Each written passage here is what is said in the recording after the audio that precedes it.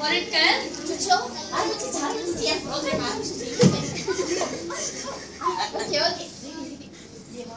தேவையான பொருட்கள் பீஸா செய்யறதுக்கு மாவு வேணும்.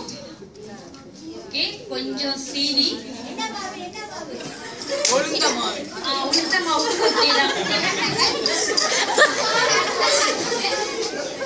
ரொம்ப அடிக்குது போல இருக்கு, சமையல் தாங்க முடியல. ஓகே, சில்லி சாஸ் தேவை, சீஸ், தேவையான அளவு உப்பு.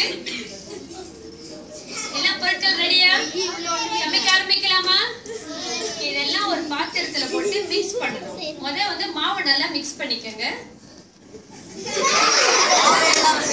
நல்லா மிக்ஸ் பண்ணிட்டீங்களா?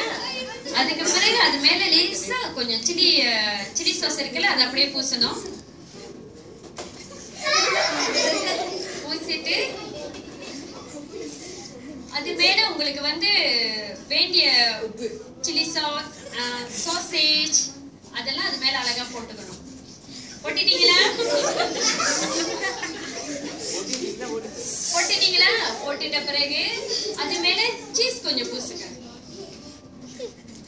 சீஸ் அழகா பூசிடணும், அப்பதான் பார்க்க நல்லா அழகா இருக்கும் பாக்குறதுக்கு. நல்லா பூசிட்டு இப்ப மைக்ரோவேவ்ல ஒரு 1/2 hour வைக்கணும். எங்க இருக்குது?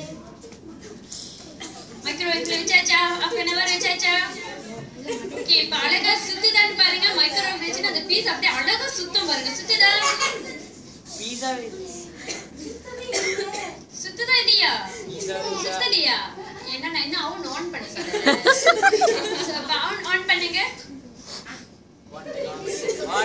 வந்துச்சா? ஆஃப் பண்ணவே செஞ்சு இப்ப அந்த பீஸா வெளியே எடுங்க.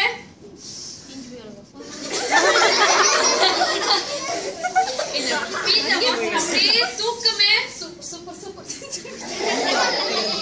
நீங்க சமைத்த பீஸாவை கண்டு மகிழுங்க.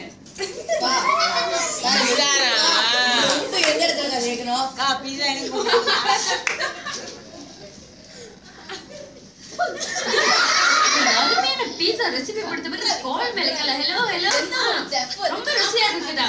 ஆமாங்க, கால் மேல கால் வருதுங்க. ஆமா நீங்க சைவ வேணும், ஃபிஷ் பால் வேணும், எல்லாம் போட்டுக்கலாம். ஐயோ, கால் மேல கால் வந்துகிட்டே இருக்கு.